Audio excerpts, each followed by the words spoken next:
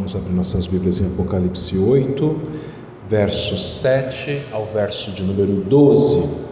Apocalipse 8, de 7 a 12, diz assim: O primeiro anjo tocou a trombeta e houve saraiva e fogo de mistura com sangue, e foram atirados à terra. Foi então queimada a terça parte da terra e das árvores, e também toda a erva verde. O segundo anjo tocou a trombeta, e uma como que grande montanha, ardendo em chamas, foi atirada ao mar, cuja terça parte se tornou em sangue. E morreu a terça parte da criação que tinha vida, existente no mar, e foi destruída a terça parte das embarcações. O terceiro anjo tocou a trombeta, e caiu do céu sobre a terça parte dos rios e sobre as fontes das águas uma grande estrela ardendo como tocha.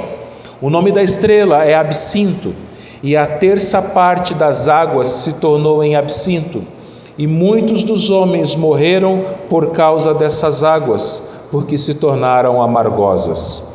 O quarto anjo tocou a trombeta, e foi ferida a terça parte do sol, da lua e das estrelas, para que a terça parte deles escurecesse, e na sua terça parte não brilhasse, tanto o dia como também a noite. Vamos orar?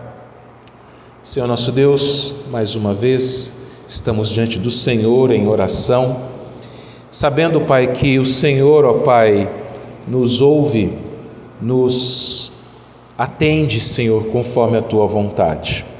E agora, Senhor, queremos pedir a Ti que acalme os nossos corações e nos dê, Senhor Deus, total atenção à Tua palavra. Fala conosco, Senhor, é o que te pedimos em nome de Jesus. Amém. John Knox é considerado o pai do presbiterianismo.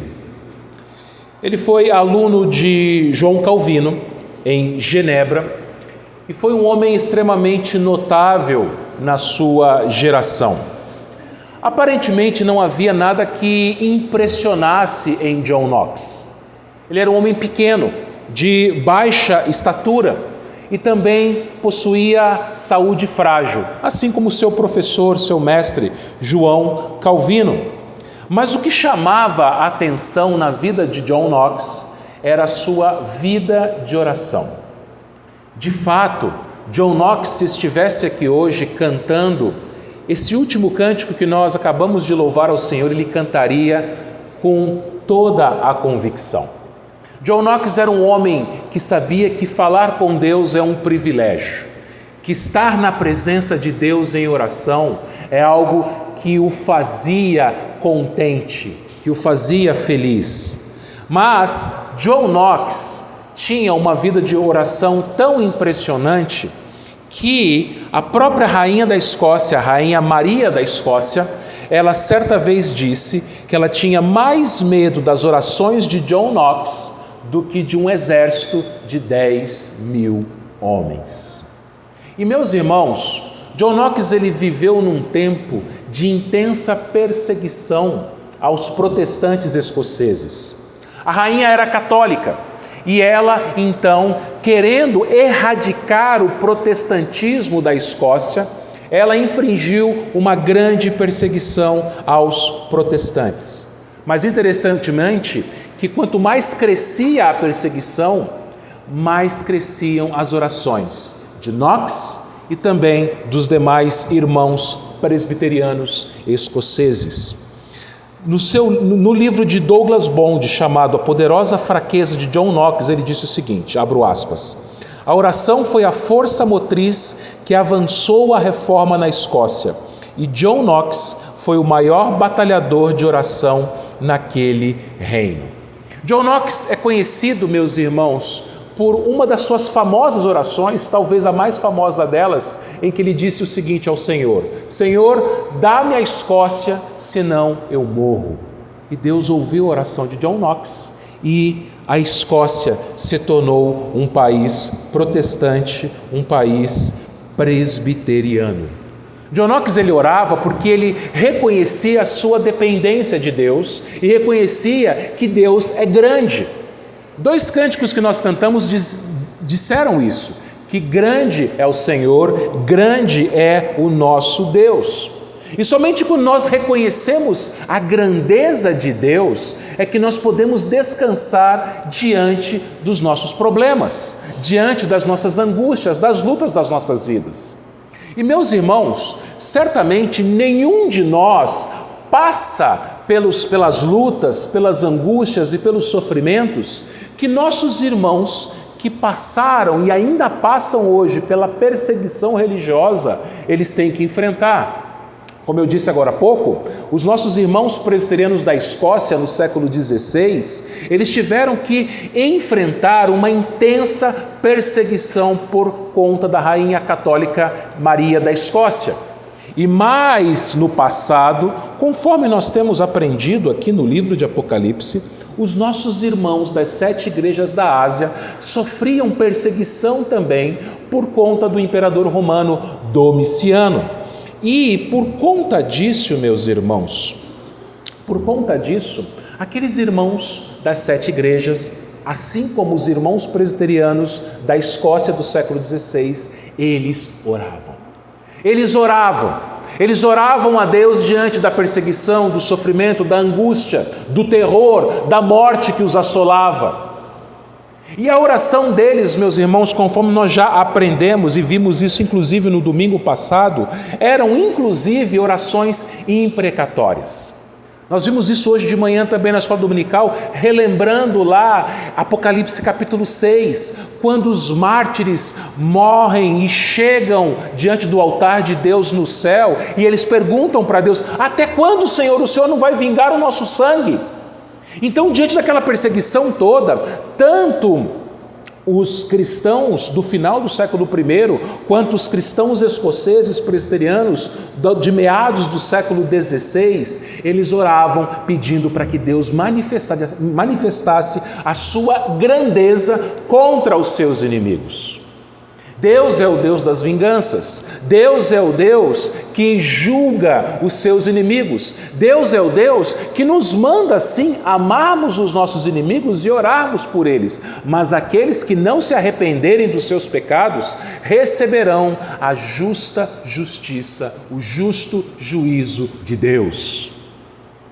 John Knox ele não era vingativo, mas ele orava para que Deus manifestasse a sua própria vingança. Tanto que ele disse o seguinte, abro aspas, palavras de John Knox: Deus sabe que em meu coração jamais odiei as pessoas contra as quais trovejei os juízos de Deus.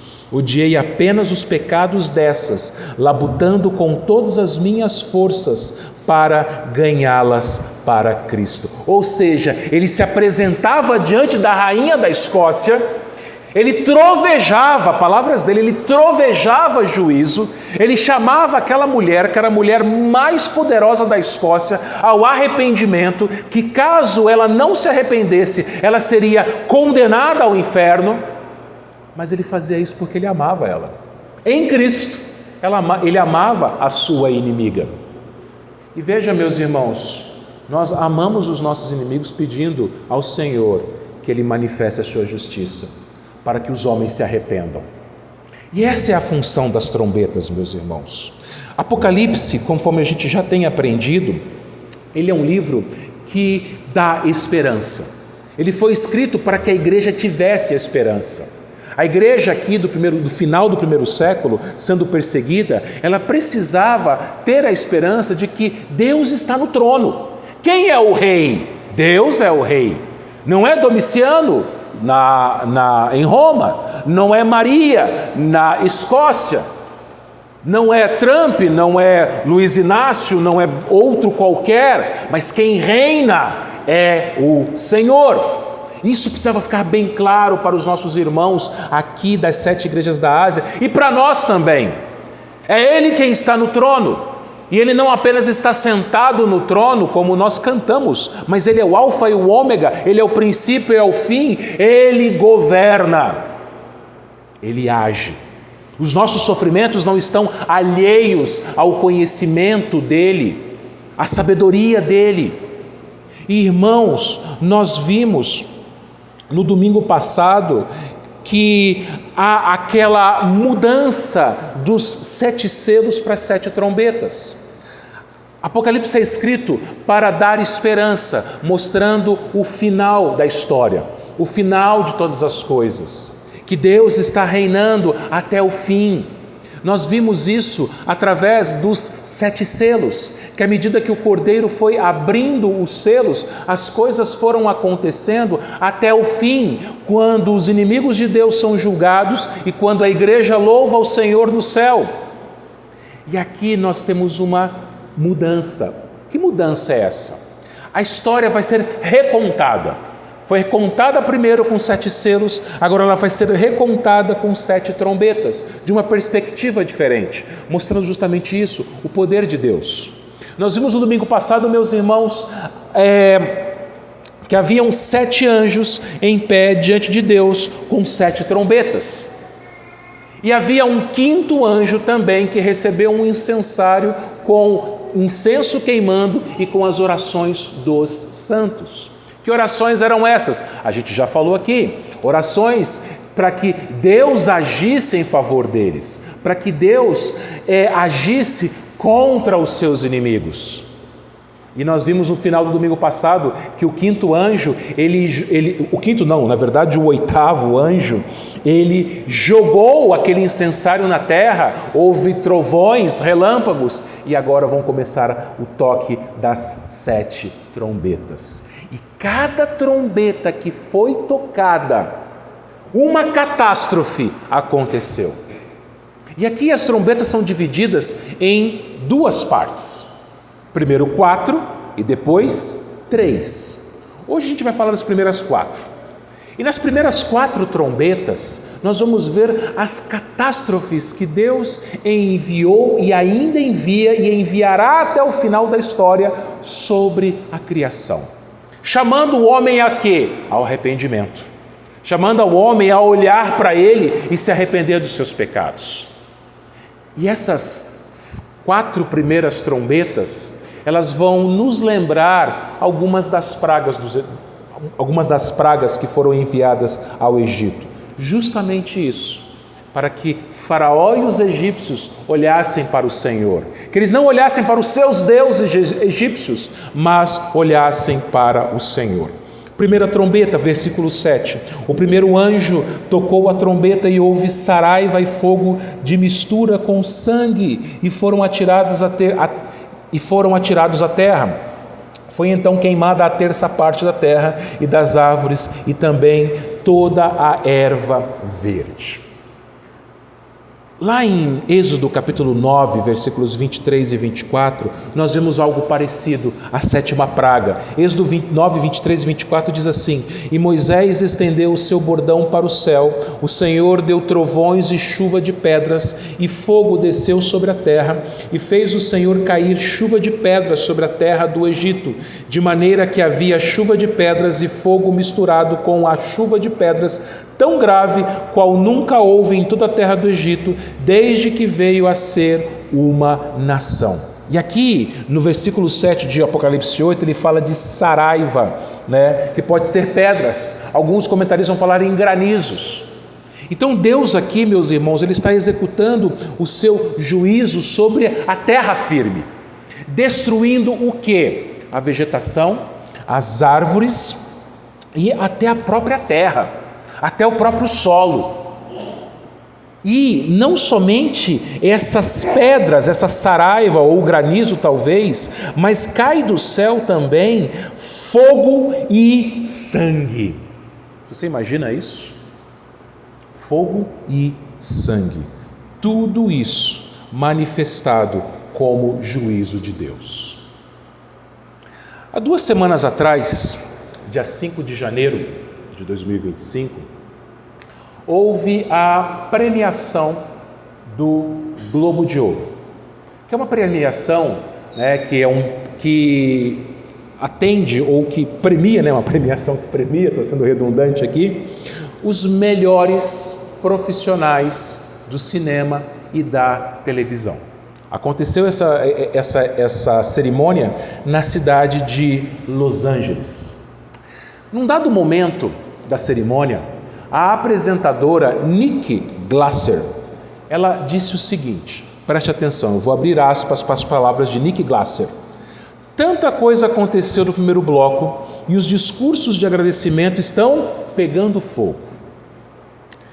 Quem foi mais falado? Vamos olhar os números. Então ela está falando aqui, vou fazer uma pausa, de quem os premiados agradeceram. Os premiados, atores, produtores, diretores, equipes, músicos da televisão e do cinema.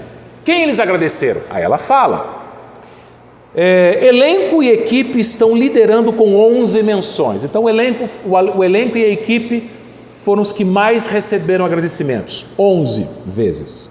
Mães estão segurando forte, com 3 menções. Então agradecimentos às mães, 3 vezes. E aí ela disse o seguinte: Deus, Criador do Universo, 0 menções. Quando ela disse isso, a plateia caiu na risada. E ela concluiu dizendo o seguinte: ok, nenhuma surpresa nessa cidade sem Deus. 5 de janeiro. 2 dias depois, 7 de janeiro, Los Angeles em chamas. Pastor, mas o que isso tem a ver com a primeira trombeta? Não caiu fogo do céu? Na verdade, meus irmãos, até agora não descobriram, as investigações não foram conclusivas. Como começaram esses incêndios em Los Angeles? A gente não sabe. Incêndios tais que até sexta-feira, dia 17, já se contavam 12 mil imóveis atingidos, 27 mortos e 24 desaparecidos.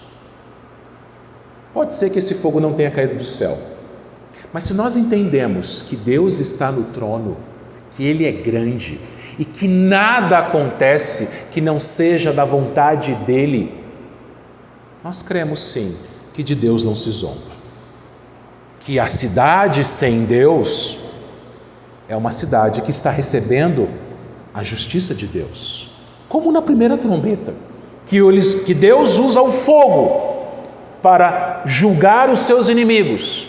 Deus usa o fogo para que o mundo olhe para Ele, volte os seus olhos para Ele, se arrependa dos seus pecados.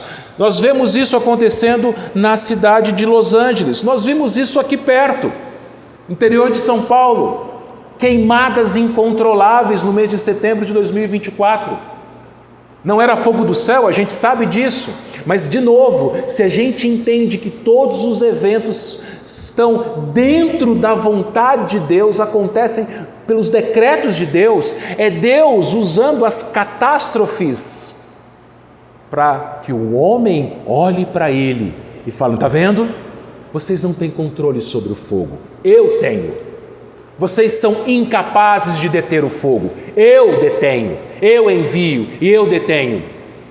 E o que nós temos visto? O que o fogo faz, seja em Los Angeles, seja no estado de São Paulo, seja em qualquer lugar do mundo? Ele destrói, ele mata, ele acaba com a vegetação, que é o que acontece aqui na primeira trombeta.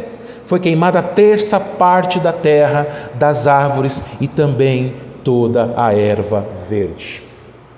E quando acontece isso, o que acontece? Preços sobem. Se queima a lavoura, os preços sobem. Se queimam imóveis, mercado imobiliário, também sobem os preços. O homem é punido. Para que o homem olhe, Deus está no trono. Deus está no trono. Mesmo assim, meus irmãos, Ele é misericordioso.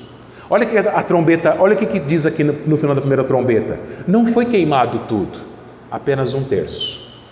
2/3 Deus manteve intacto, apenas 1/3. Apesar da sua justiça, Deus ainda manifesta a sua misericórdia, chamando a atenção das pessoas para que elas se arrependam. Aí vem a segunda trombeta, versículos 8 e 9. O segundo anjo tocou a trombeta, e uma como que grande montanha ardendo em chamas foi atirada ao mar, cuja terça parte se tornou em sangue, e morreu a terça parte da criação que tinha vida existente no mar, e foi destruída a terça parte das embarcações. Veja só. Primeira trombeta, juízo de Deus sobre a terra. Segunda trombeta, juízo de Deus sobre o mar. E agora, o que o apóstolo João, que está vendo essas cenas, ele vê como que uma grande montanha ardendo em chamas sendo atirada no mar. Não é uma montanha, é algo que parece uma grande montanha caindo em chamas. Alguns comentaristas vão dizer que é possível que João estivesse vendo um meteoro caindo do céu, caindo em chamas. E meteoros caem, sempre caem. Por exemplo, em 2020, um meteoro caiu no Oceano Atlântico, próximo ao Rio Grande do Sul. E em 2022, outro meteoro caiu no Triângulo Mineiro. Mas, veja, João ele vê esse possível meteoro, uma grande, como se fosse uma montanha ardendo em chamas, caindo no mar. E quando isso acontece, existe morte, destruição. Diz aqui que a terça parte do mar ela se torna em sangue. O meteoro ou essa como montanha, quando cai no mar, não faz uma grande tsunami, mas torna a água em sangue. E o que acontece? Esse sangue, ele mata a terça parte da criação que tinha vida. Meus irmãos, além disso, acontece a destruição de a terça parte das embarcações. A segunda trombeta nos lembra a primeira praga no Egito. Lembra quando o rio Nilo ele se transforma em sangue e os peixes do rio morrem também? E aqui vamos entender uma coisa: se lá na primeira trombeta a alimentação foi atingida, vamos entender aqui, João está escrevendo para os crentes das 7 igrejas da Ásia, são gregos, são judeus, são romanos, são pessoas ali que dependiam da alimentação da agricultura, assim como nós, e dependiam também da pesca. Os povos mediterrâneos, eles se alimentam bastante de peixes e frutos do mar. Então você imagina as pessoas daquela época lendo isso daqui, que 1/3 dos peixes morreriam. O que ia acontecer no mercado? O preço do peixe ia subir. Eles iam sofrer por causa disso também. As embarcações, o comércio naquela região mediterrânea, onde ficavam as 7 igrejas, era feito através de navios. Com a destruição de 1/3 dos navios, o que ia acontecer? O frete ia subir, preços iam subir. É Deus chamando a atenção dos homens para Ele, através das catástrofes naturais, meus irmãos. Catástrofes que não são acaso, que não são assim, obra da natureza, mas de Deus. É Deus quem faz. Cada catástrofe que acontece na terra, é Deus quem faz. É Deus quem age, chamando a atenção dos homens, meus irmãos. Vamos pensar nos nossos dias. Vamos pensar, por exemplo, nas catástrofes nas águas marinhas. Vamos pensar, por exemplo, na contaminação que acontece no mar por esgotos. Litoral do estado de São Paulo, janeiro de 2025. Não sei se você tem acompanhado as notícias, mas até sexta-feira, um quarto das praias paulistas estão impróprias para o banho. Por quê? Esgoto nas águas do Oceano Atlântico nas praias paulistas. Um quarto. Em dezembro, 32 golfinhos morreram por causa do vazamento de óleo de 2 navios petroleiros russos. E um desses navios foi partido ao meio durante uma tempestade e ele afundou. Então você percebe que durante toda a história, até hoje e até o fim dos tempos, catástrofes naturais estão acontecendo. Na terra, fogo. No mar, água poluída, esgoto, óleo, peixes morrendo. E é Deus chamando os homens a se arrependerem dos seus pecados e olharem para Ele. E olharem para Ele. Terceira trombeta, versículos 10 e 11. O terceiro anjo tocou a trombeta e caiu do céu sobre a terça parte dos rios e sobre as fontes das águas uma grande estrela, ardendo como tocha. O nome da estrela é Absinto, e a terça parte das águas se tornou em absinto, e muitos dos homens morreram por causa dessas águas, porque se tornaram amargosas. Então perceba, primeira trombeta é juízo sobre terra. Segunda trombeta, juízo sobre o mar. Terceira trombeta, juízo sobre água doce, sobre os rios, sobre as nascentes, sobre a água que é consumida pelo homem. Isso de novo nos faz lembrar uma praga egípcia. De novo, a primeira praga.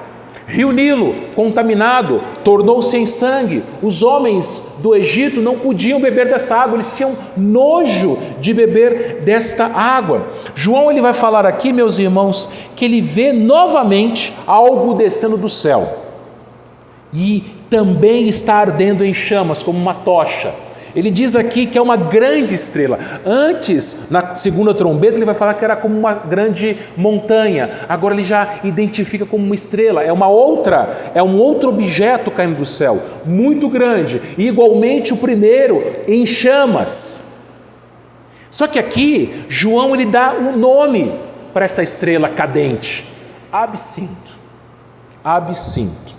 Absinto é o mesmo nome de uma planta que cresce na região da Palestina, na região também ali da Ásia Menor, que é uma planta de sabor muito amargo, muito amargo. Ela não é venenosa, mas ela é muito amarga. E olha só uma coisa, no Antigo Testamento o absinto, a planta absinto, ela é mencionada e ela é relacionada com o pecado, como o adultério, por exemplo, lá em Provérbios 5, versículos 3 e 4, diz assim: porque os lábios da mulher adúltera destilam favos de mel, e as suas palavras são mais suaves do que o azeite, mas o fim dela é amargoso como o absinto, agudo como a espada de 2 gumes. Lamentações 3,15 diz assim: fartou-me de amarguras, saciou-me de absinto. Então na Bíblia, o absinto, ele refere-se a pecado e a morte. Aqui em Lamentações ele fala que ele estava farto de amargura, saciado de absinto.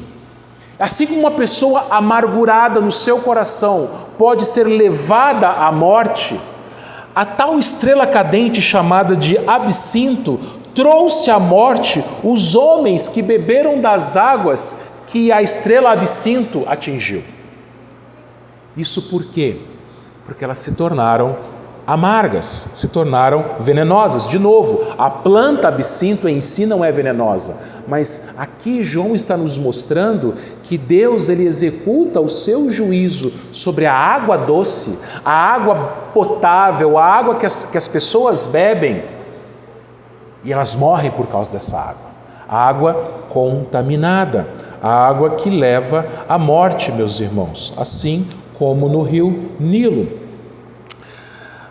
Em abril do ano passado, em abril do ano passado, foi constatada a contaminação do rio Guapiaçu, no estado do Rio de Janeiro, pelo produto químico chamado tolueno.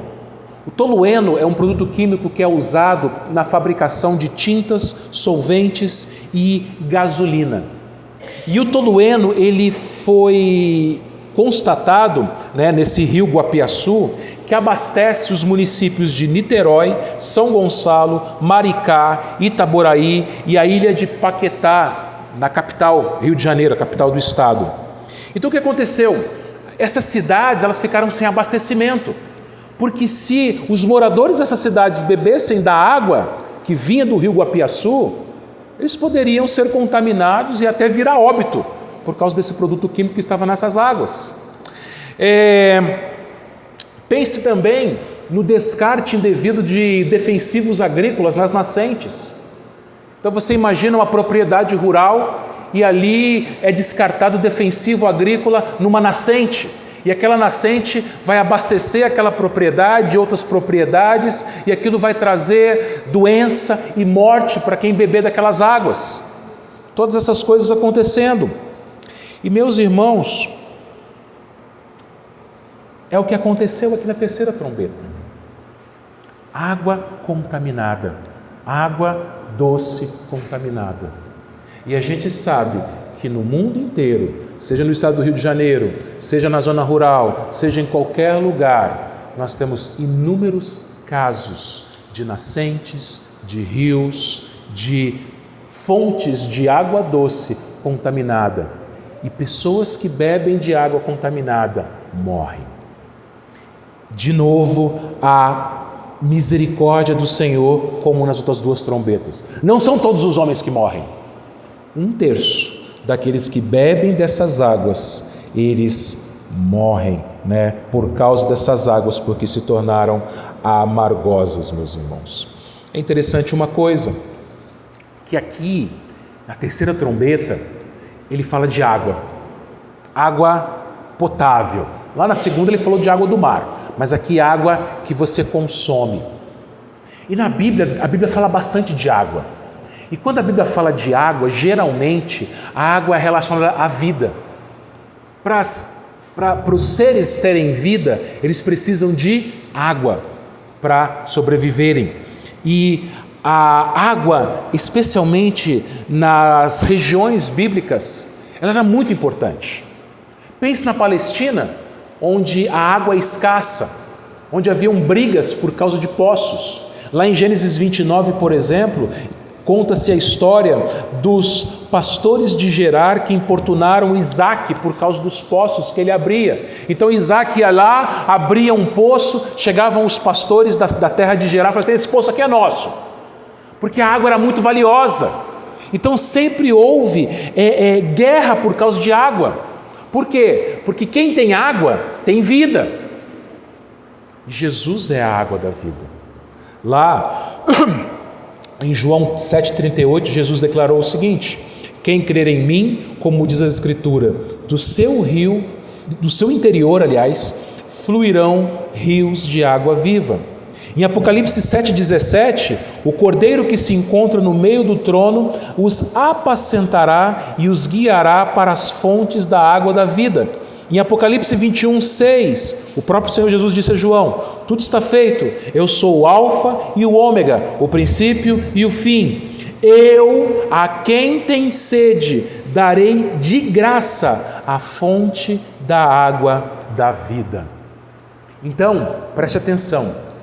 Se por um lado, aqueles que creem em Jesus bebem da água da vida, os que não creem bebem da água da morte.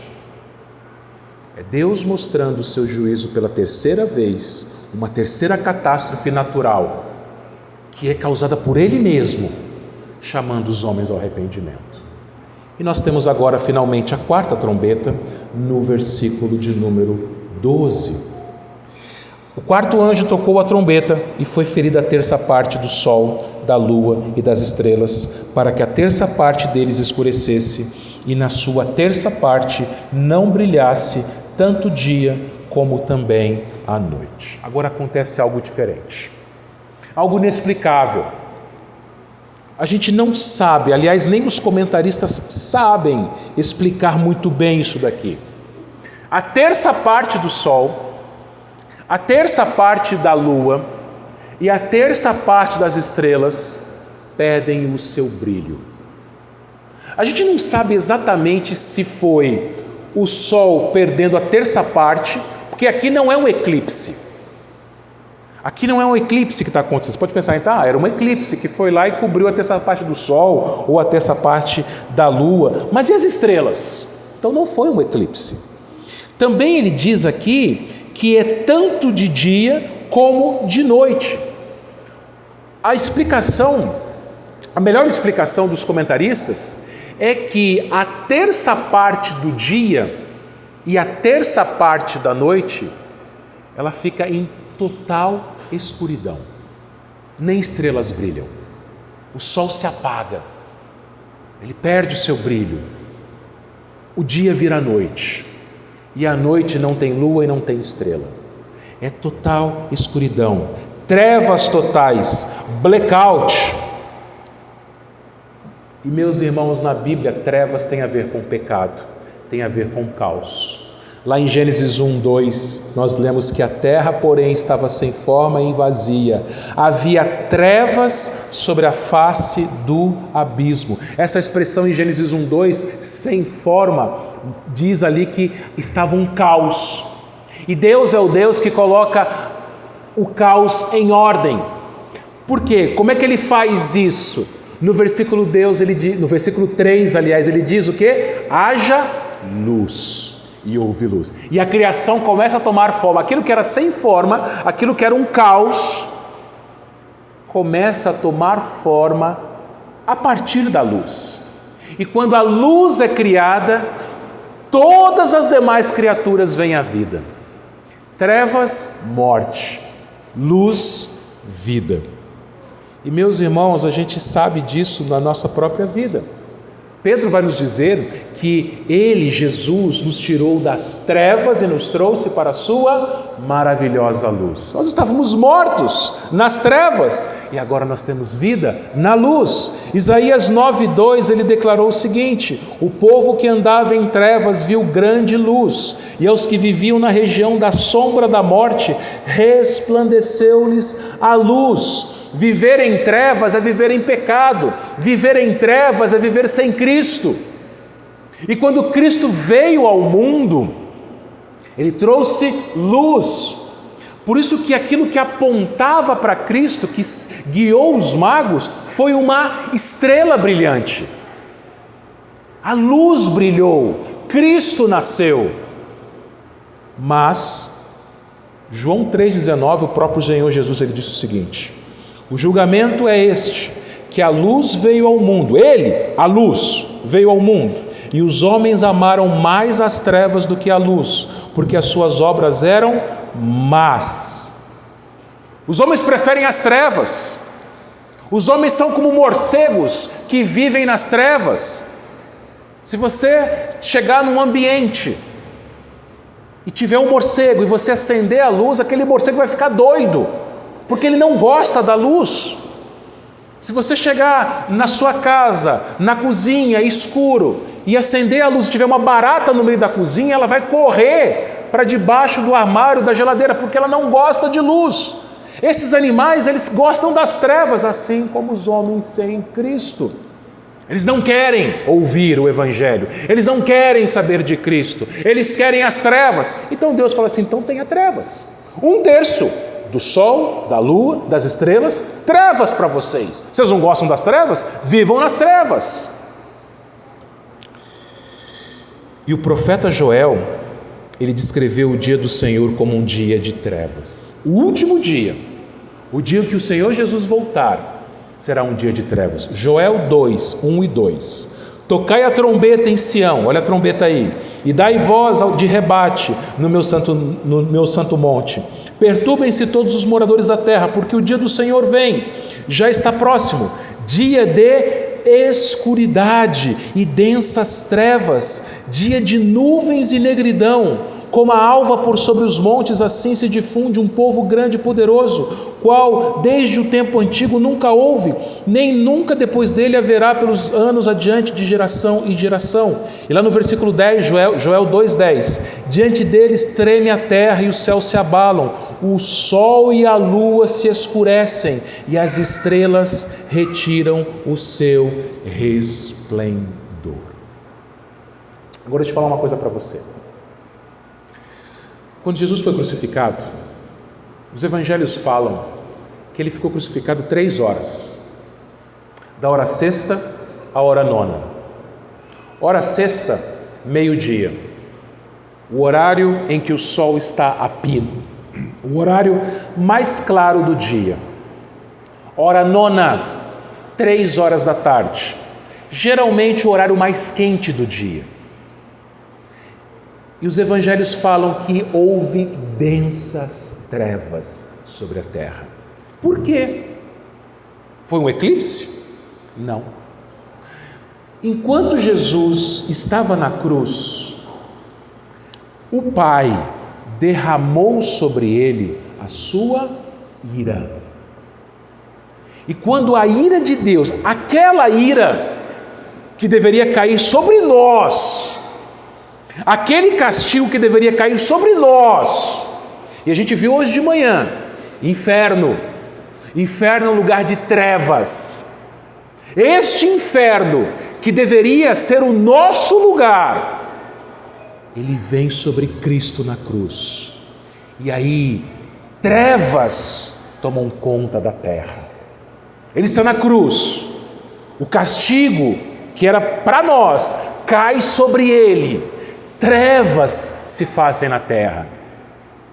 Só que presta atenção, você e eu não passaremos por essas trevas, porque ele nos tirou das trevas e nos trouxe para a sua maravilhosa luz. Mas, conforme o profeta Joel, quando ele voltar, trevas tomarão conta da terra para os que não creem, para aqueles que amam as trevas.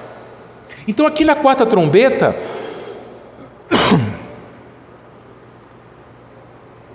é sim uma catástrofe natural, mas não tem comparação, como nós comparamos com as outras 3, não tem comparação. É algo tão grande que vai chamar a atenção de todas as pessoas, tão grande, e a terra irá se escurecer. Irmãos, estas 4 trombetas, como eu disse, são juízos de Deus sobre a criação, para chamar a atenção dos homens ao arrependimento. Domingo que vem a gente vai ver, se Deus quiser, a 5ª e a 6ª. A 5ª, a 6ª e a 7ª, que a gente vai ver depois, não é sobre o físico. Aqui é só sobre coisas físicas, mas vai ser sobre o espiritual. A coisa vai piorar. Mas vamos voltar ao início do nosso sermão. Por que Deus derrama esse juízo? E vale uma coisa aqui. Quando que Deus vai fazer essas coisas? Da primeira até a terceira, Deus já está fazendo, desde que o pecado entrou no mundo. Catástrofes naturais têm acontecido. Lembra de Sodoma e Gomorra, por exemplo? Catástrofes naturais têm acontecido todos os anos, em vários lugares. Você acha que Deus não tem nada a ver com isso? Claro que tem. É Ele quem envia sobre a terra, sobre o mar, sobre os rios. E Ele faz isso para chamar a atenção das pessoas para Ele, para que as pessoas deixem os seus pecados e olhem para Ele, olhem que Ele reina, que Ele é Deus, que Ele governa, que Ele é o único que deve ser adorado. Deus está fazendo estas coisas, e aqui em Apocalipse Ele fez essas coisas, as trombetas foram tocadas, porque a igreja orava. Irmãos, às vezes a gente olha para a situação do nosso mundo, para a situação do nosso país, para tantas mazelas que passamos, problemas que enfrentamos, e a nossa tendência pecaminosa é reclamar.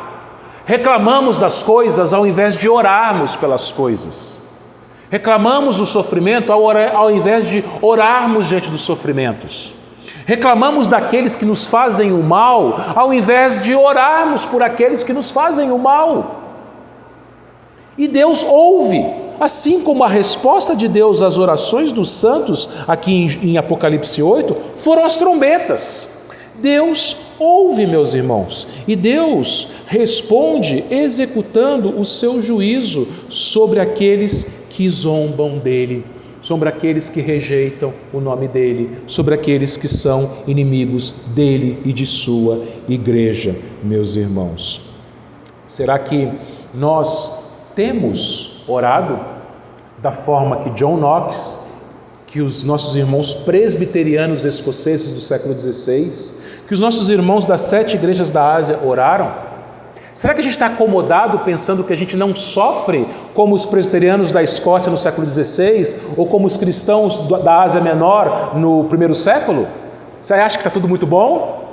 Você acha que não tem perseguição no Brasil? Não na mesma intensidade. Mas experimente você agir como um crente lá no seu trabalho, para ver se a perseguição não virá. Experimente você se comportar como um crente lá no meio da sua família, para ver se a perseguição não virá. Experimente você se portar como um crente nas redes sociais, para ver se o cancelamento não virá. Virá. A perseguição, ela existe, ela é velada ainda, ela ainda é pequena comparado àquilo que pode se tornar, mas nós não podemos nos acomodar a este mundo, meus irmãos. O mundo é inimigo da igreja, o mundo é inimigo do Senhor Jesus Cristo, e nós devemos orar para que Deus manifeste o seu poder, a sua justiça, a sua glória, a sua grandeza nesse mundo. Para quê? Para que os homens da terra olhem para Ele, se arrependam dos seus pecados e voltem-se para Ele. E é isso que vai acontecer, meus irmãos. É isso que vai acontecer. Os eleitos serão salvos. À medida que o tempo vai passando e as coisas vão acontecendo, os eleitos serão salvos. Agora, os não eleitos, não. Eu vou dar um spoiler do sermão do domingo que vem. Vai lá no capítulo 9 de Apocalipse e olha para o último versículo, os dois últimos, os versículos 20 e 21. Apocalipse 9, 20 e 21. Os outros homens, aqueles que não foram mortos por causa desses flagelos e não se arrependeram das obras das suas mãos, deixando de adorar os demônios e os ídolos, de ouro, de prata, de cobre, de pedra, de pau, que nem podem ver, nem ouvir, nem andar, nem ainda se arrependeram dos seus assassínios, nem das suas feitiçarias, nem da sua prostituição e nem dos seus furtos. Deus vai enviar juízo sobre a terra. Eleitos serão salvos, mas os não eleitos é como o Faraó nas pragas, o coração vai ficar cada vez mais duro. Mas é Deus executando o juízo. Por isso eu tenho 2 palavras finais. Primeiro, você que é crente, não deixe de orar. Ore, e como nós cantamos, Maranata, vem Senhor Jesus. Vem Senhor, não se acomode a este mundo.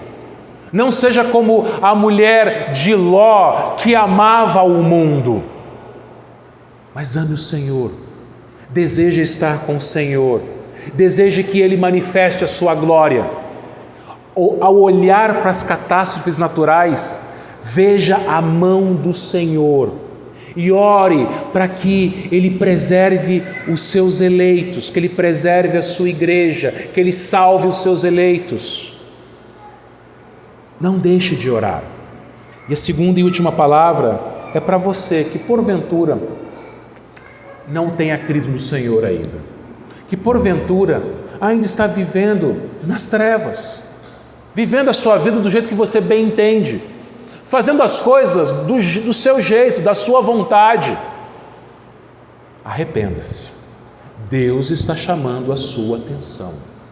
Deus está gritando através dessas trombetas que estão sendo tocadas diariamente sobre a terra, sobre os rios, sobre o mar. Arrependa-se, volte-se para Ele, creia em Jesus Cristo, abandone os ídolos, para que assim você seja tirado das trevas e seja trazido para a luz, seja trazido para perto do Senhor, que é grande, que é poderoso e que é exaltado. Que Ele nos abençoe, meus irmãos. Amém.